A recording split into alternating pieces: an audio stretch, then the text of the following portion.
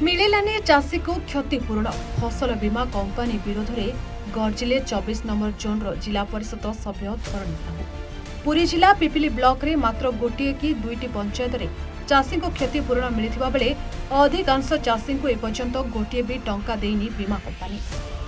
जहाको भित्ति करी किछि चाषी और चाषी नेता 23 सेवा समवाय समिति सामने विपक्ष प्रदर्शन कर समवाय समिति सभापति तथा जिला परिषद सदस्य धरणी साहू को घेरी। अभियोग मुताबक गत दुई थर लगाण वर्षा राज्य में चाषी मानक धान सह अन्य फसल सब नष्ट हो जाइथिबा बेले पिपिली ब्लॉक 23,000 ऊर्ध्व चाषी मानक धान फसल करी क्षतिग्रस्त होइछथि। 23 पंचायत 595 जन चाषी ऋण करी सेमानक धान और अन्य फसल करथिले, किंतु अदिनिया लगाण वर्षा प्रभाव रे सबु किछि क्षति हो जाइछि। सरकार पक्षरु क्षतिग्रस्त चाषी मानक पई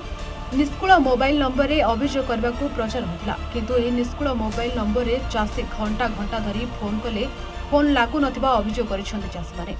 सेपटे फसल बीमा कंपनी फोन करे पंजीकृत करथिबा चाषी मानकु केवल सेमानक क्षतिपूरण दियाजिबा अन्य मानकु मिलेबा नाही बोली सफा सफा मना कर दैछंती। पिपिली ब्लॉक बीमा कंपनी कोऑर्डिनेटर हरिहर भट्ट एवं एहा आगरु पर्यायक्रमे दिया जाय आसंता 17 तारिख सुधा समस्त पंजीकृत चाषी को क्षतिपूरण दियाजिबो बोली से कहछंती। तेबे क्षतिग्रस्त चाषी मानकु कोनोसी क्षतिपूरण मिलिबो नाही बोली सूचना पाई बीमा कंपनी विरोध रे आंदोलन चेतावनी देइछंती चाषी नेता गदाधर दास। आमर अभियोग है आम 23 सोसाइटी समस्त लोनी सरकार डिक्लेयर कले जे सबुआड़े बर्तमान अनुभव करुँच सबुआड़े वर्षा जो फसल क्षति होराज आम प्रतिवर्ष प्रधानमंत्री फसल बीमा योजना रे निजको अंतर्भुक्त करुचु, किंतु आमे बर्तमान शुणा पाइलु आज खबर कागज बाहरी बीमा कंपनी निर्दिष्ट किसी लोक नदब बोली बर्तमान डिक्लेयर कर आमर क्षोभ आमे माने चाष उपर निर्भर करूँ चाषी परिवार लोक, तेणु आम कथा सरकार विचार को नहीं तुरंत आमे आमर फसल जो क्षति होती आमे जेहेतु बीमा करूँ निर्दिष्ट सोसाइटी आम पंचायत सोसाइटी जितक मेम्बर अच्छा सबू एरिया क्षतिग्रस्त होती अनुधान करंतु एवं सेमको बीमार अंतर्भुक्त करंतु नहले आमे आगामी दिन में माने आम सोसाइटर सभापति को घेराव करूँ एवं सरकार को एक निंदा करूँ। आज 23 सेवा समवाय समितिर 595 जन ऋणी अच्छा ता मध्यरु आज समस्ते आसी घेराव करथिले 23 सेवा समवाय समिति को सभापति को संपादकों को घेराव करिवार कारण आज समाज रे बाहरी दैनिक खबर कागज समाज रे बाहरी प्रधानमंत्री फसल बीमा टंका जेतिकी दियागला आउ दियाजिबो नाही, जोथि पाई आज चाषी मानक मनरे संदेह सृष्टि होईची एवं आघात देईची। चाषी मानकर अदिनिया वर्षारे क्षति होइतिला, बहुत क्षति होइतिला, जहा फल से माने आशा करथिले प्रधानमंत्री फसल बीमा योजना रे निश्चित भाव में टंका मिलिबो। बीमा कंपनी 25% टंका देईची,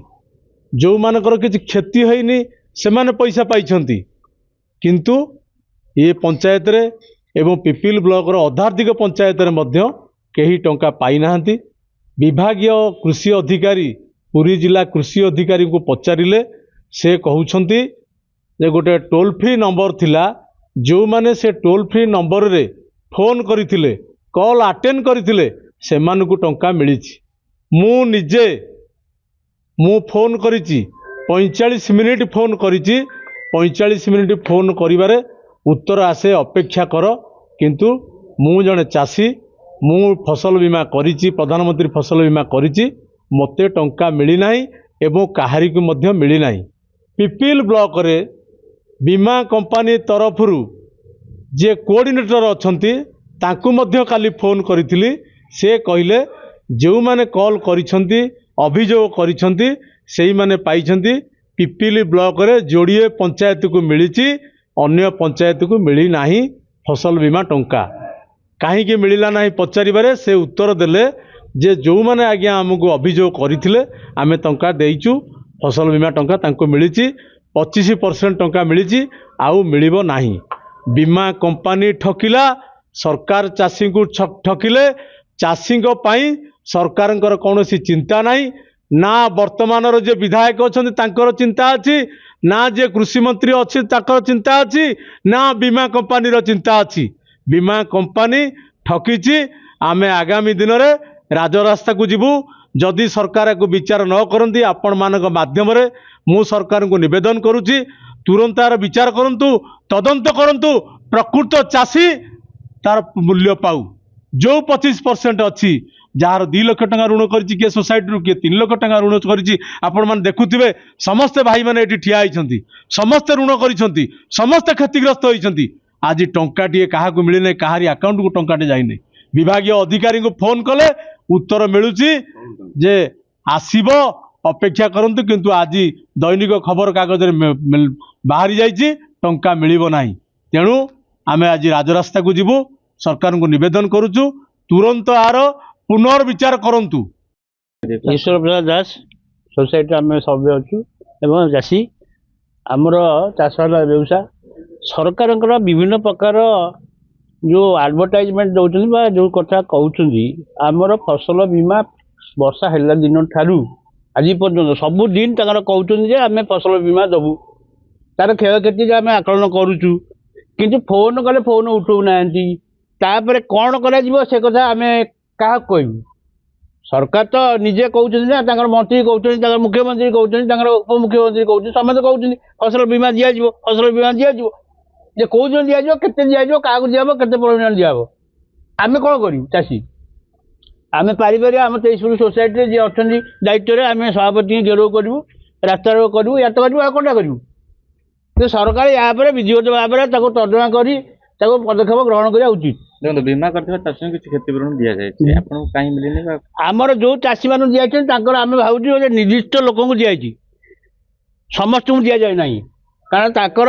जो भित्तिक जो चली जो राजनीति भित्तिर जो दलीय कर्मी से दिखाई